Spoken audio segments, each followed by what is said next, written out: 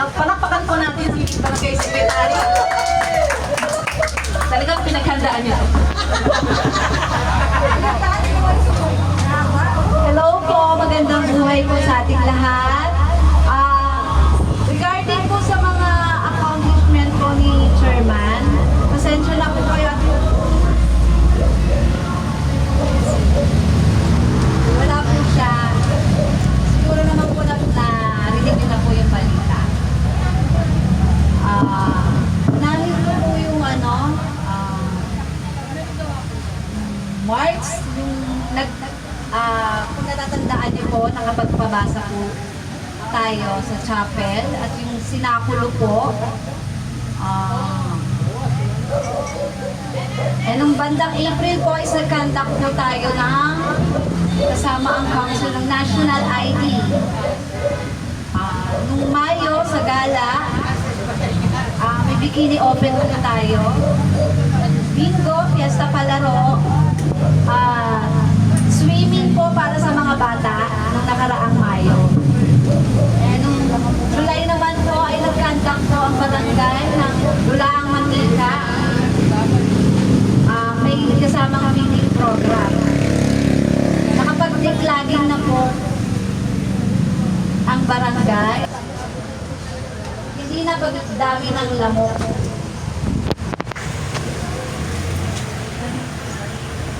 At ang barangay council po ay nag-assist po yung allowance niyo noong September nakaraan. Sama-sama po kami nagtulong-tulong para po ibigay ang allowance niyo po.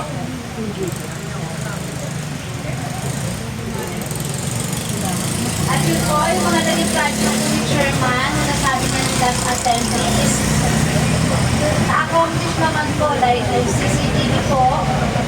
Ayan, nakakabit na. Kaya lang dahil sa bagyo po ay madaming lang po kasi yung hangin nasira ata. At yun, yung public address, yung mga parties. At yung yung buhay ingatan, Drogay Ayawan, with Kagawad Bani, Peace and Order. Siya po yung laging umaattend sa mga seminar tungkol sa mga droga na dapat gawin dito sa barangay. Halina't magtanim, hinihikayat namin na magtanim kahit sa maliit na lang po. Siyempre, Hapag is Kagawad Pinay and Committee in Hapag po. Yung kalinisan po sa Bagong Pilipinas, kami pong mga council ay weekly naglilinis every Saturday po upang mapanatili ang kalinisan. At yan sa bawas po natin, violence against women po and children.